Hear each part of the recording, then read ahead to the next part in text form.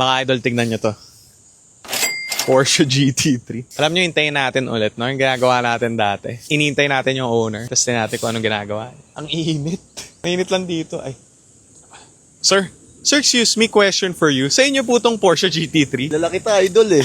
Yes, sa akin. Sir, ano pong ginagawa natin para makapag-afford ng ganitong klaseng kotse? May business tayo eh, so kaya natin maka-afford. Business, sir. Ano po yung business natin? Si Cellboy. Ito Se- na nga, suit ko pa. Cellboy. Sakto. Cellboy, sir. Wow, sir, kayo po pala yung CEO. Ako po, sir, nag-interview po ako ng mga successful people. Alam nyo naman po yan, sir. Dito sa buong Pilipinas. Baka pwede kayo naman po interview natin yan. Sige, pwede. So, ano pong pangalan natin, sir? Alvin Chuteng, tech CEO ng Cellboy. Grabe, sir. CEO ng Cellboy. Ilan taon na po tayo sa business? Magsa 17 years na. 17 years. Grabe, ang tagal nun. Ilan taon po tayo nung nakuha natin yung first million natin? Actually, nakuha ko yung first million ko. Umabot kami ng 2 to 3 branches. Then that time, siguro mga nasa 21 years old ako. 21 years old, Yes. sir. Ilan taon na po ba kayo ngayon? 39. Ano po yung ginagawa natin bago po tayo pumasok sa Cellboy? Nag-aaral pa ako noon. Actually, nung time na yun, in-invite ako mag-business. Nagtitesis na ako noon. So, pag-graduate na ako nung time na yun. Ah, sir, so wala po tayong ibang ginawa. Cellboy po tayo agad. Yes, Cellboy. Diretso na ako ng Cellboy. So nakuha po natin yung first million natin dahil sa Cellboy na. Yes, sa first business ko. Pero before naman nun, syempre marami rin tayong sideline. Tinatry natin kumita ng pera. Pero sir, tanong ko lang po, galing po ba tayo sa pera? Sakto lang, may business naman yung family ko. But yung business ng family ko, kaya hindi ako nag-involved doon. Kasi nung pag-graduate ako, dahil nga marami akong gusto gawin, marami akong gusto innovate, ayaw ng father ko. Kasi syempre, nasanay na sila sa traditional way. Kaya naisip ko na rin na, okay, mag-explore ako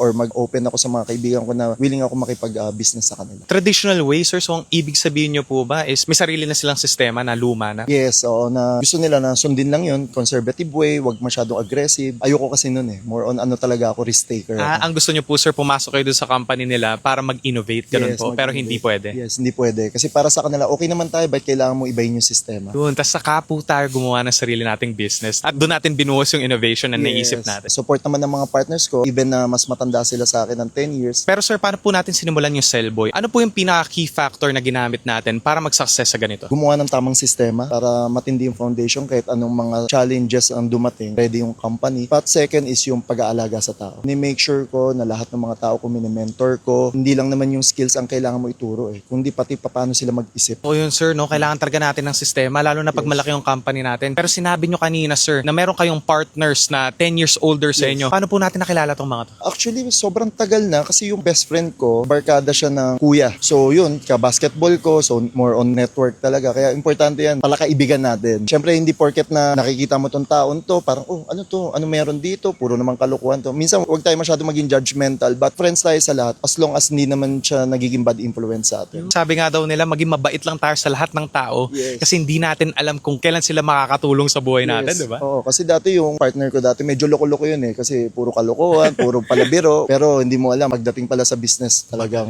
magaling. Kaya huwag tayo magja-judge ng mga tao. Pero sir, grabe 17 years na kayo dito. Sa tagal nyo na po sa business, kailan nyo po nasabi na you've made it na? Actually, hindi pa. Kasi hanggang ngayon talaga, continuous expansion pa rin naman kami. Talaga may mga challenges pa rin naman na nangyayari. Hindi mo pwede sabihin na successful ka na eh. Nakay God pa rin yan. Kasi anytime, pwede kunin ulit agad ni God yan kung alam niyang wala ng purpose sa yan. Kaya every time na may mga nakukuha tayong mga blessing, isipin natin na may purpose. Dahil nakakatulong tayo sa mga kapwa natin. Dahil naniniwala ako na greater power comes greater responsibility. Yun, kay Spider-Man galing yan, sir. So, naunahan lang tayo ni Spider-Man. Pero yun talaga yun. Sabi nga daw nila, ang pagiging komportable, yun po yung sisira sa pag-angat natin or sa growth natin. No? Yes. Kaya lagi natin tatandaan na binigay sa atin to ni Lord and anytime po talaga, pwede niya itong bawiin. Yes, exactly. Ilang branches na po ang Cellboy? 200 plus stores na kami nationwide. 200 plus, sir. Yes, dala-dala rin natin si Celltime and Company, Games and Gadget, Gadget Plus, Bomatech, Gaming Ground, saka Cyber Center. Lahat po yun under Cellboy. Affiliate ni Cellboy. Grabe sir, ang dami na rin pala. Pero tanong ko lang sir, Chinese po ba tayo? Chinese ako, but half ako. Father ko pure Chinese, but dito na pinanganak sa Pilipinas. Mother ko naman Cebuana. Sabi nila sir, ang Chinese daw, ang magagaling daw talaga sa business, no? Pwede niyo po ba kami bigyan ng isang secret ng mga Chinoy kung bakit po kayo magaling sa mga ganito? Sa tingin ko, hindi lang naman Chinese ang magaling mag-business. Lahat ng tao magaling mag-business. But bigyan lang kita siguro ng history. Siyempre, Pilipinas. Sino ba nakatira sa Pilipinas? Mga Pilipino. Yung mga Chinese talaga, para mga foreign lang naman yan ang pumunta ng Pilipinas. Eh. But para sa akin, bakit sila naging successful? Kasi kaya nga sila pumunta ng Pilipinas Pilipinas is para makipagsapalaran. So may goal sila. Kung ano mission nila dito is para kumita ng pera. So kung yun talaga kasi mission mo, lahat ng mga parang papasarap, magre-relax ka, hindi mo gagawin dito yun eh. Dahil hindi mo naman bansa to eh. Pinaka-importante doon is yung discipline nila. Tinitingnan natin na successful yung Chinese. Pero lahat yun is attitude and discipline talaga. Tama yun, sir. No? Pag wala po tayo sa sarili nating bansa, ang ginagawa lang talaga natin nun is magtrabaho. Yun po yung iniisip natin, exactly. katulad ng mga OFWs natin. No? Kaya sobrang galing natin sa ibang bansa. Yes, Kasi exactly. nakafocus tayo. We work for a living para sa family natin. Tama. Kaya karamihan ng mga kababayan natin OFW, very successful. Oo. Pero sir, tanong ko lang, pagdating po dito sa industry natin, parang ang lalaki po ng competitors natin, tsaka ang dadami pa eh, no? Natakot po ba tayo sa competition? Hindi ako natakot sa mga competitors ko kahit mga malalaki sila kasi as long as alam mo yung ginagawa mo at gumagawa ka ng tamang sistema, pakikitungo mo sa mga ibang tao, wala ka dapat katakutan. Dapat nga mas matakot ka pa sa sarili mo dahil pagdating talaga sa lahat ng bagay, ang kalaban mo lang naman talaga sarili mo, hindi naman ang ibang tao. But ako kasi bakit na tolerate ko na hindi ako matakot sa kanila kasi nga naniniwala naman ako doon sa Bible verse na Romans 8:31 na if God is for us, who can be against us? So yun yung parati kong bit-bit. Yun, grabe yun, sir. Tsaka sabi nila, mas nakakailang daw pag tumitingin tayo sa mga kalaban natin, no? Mas maganda mag-focus tayo sa sarili natin. At tsaka isa lang naman yung gusto nating kakampi, di ba? Yes, Si God. Tama, exactly. Pero tanong ko lang, sir, kasi 17 years na po tong business natin. May iba pa po tayong negosyo? Yes, may mga iba tayong negosyo but investor lang tayo. So hindi tayo nakikialam sa mga operations. Ito lang po talaga yung business natin, yung Cellboy. Yes, na very dedicated tayo at nakafocus tayo. Hindi naman dahil sa malaki ang kita niya. Dahil ito lang ang business ko talaga na meron akong almost 1,000 employees. Grabe yun, sir. Ang dami po nun. Congrats po sa inyo. Ang dami pong tao dyan nagsasabi na kapag 10 years na daw po ang business, pwede na po tayo mag-venture out sa iba pang mga business. Bakit po tayo nag-focus sa isang brand lang? Kasi simula naman ginagawa namin yung Cellboy hanggang sa dumami to, tuwan-tuwa kami kasi yun nga, parami ng parami yung mga nagtatrabaho sa amin, marami kami nabibigyan ng trabaho. So hindi lang isa yung mga natutulungan natin, but yung pamilya nila. Yun yung parang pinaka-puso ko. Bigger picture na po tayo, no? Tinitingnan na po natin yung nabibigay ng business natin sa iba't ibang mga tao. Exactly. Pag ikaw nakakatulong ka sa kapwa, privilege mo na kay God yun kasi hindi naman lahat kaya makapagbigay ng tulong. Kapag kaya natin, magbigay lang tayo, di ba? Yes, oo. So last question na lang po, sir. If you and me die tomorrow, ano po yung huling prinsipyo na pwede nating iwan sa younger generation? Disiplina, attitude, at especially syempre yung relationship mo kay God. Kasi nga, dapat mo muna malaman kung anong purpose mo dito sa mundo para i-bless ka ni God ng greater responsibility. Kasi lahat naman mga kabataan ngayon masyado nagpo-focus na gusto ko maging successful. Paano ba kumita na malaki? Mali eh. Dapat sa akin, wag mo muna isipin ang kita. Isipin mo muna, gusto mo ba yung business? Gawa mo na maayos na sistema para yung foundation nandyan lang. Then second, make sure mo nga na nakakatulong ka sa kapwa mo. Kasi mahirap talaga magpalaki na walang tutulong sa'yo. Ginagawa namin yung CSR namin, corporate social responsibility, na nagbibigay kaming tulong. Yun nga, bit-bit ko parati doon yung pusong karamay nila ko or karamay mo ko. Kung mas maraming ang tutulong, mas maraming matutulungan. Yun, tama po yun, sir, no? At natutunan natin itong mga to dahil sa experiences at saka doon sa process na pinagdaanan natin. Yes. At yun yung isang bagay na gusto talaga i-skip ng mga tao, no? Kasi gusto talaga nila yumaman agad, eh, no? Pero dapat hindi natin kini-skip talaga yung process na yun. So you have a wonderful advice, sir. So thank you so much for your Salamat, time. Idol.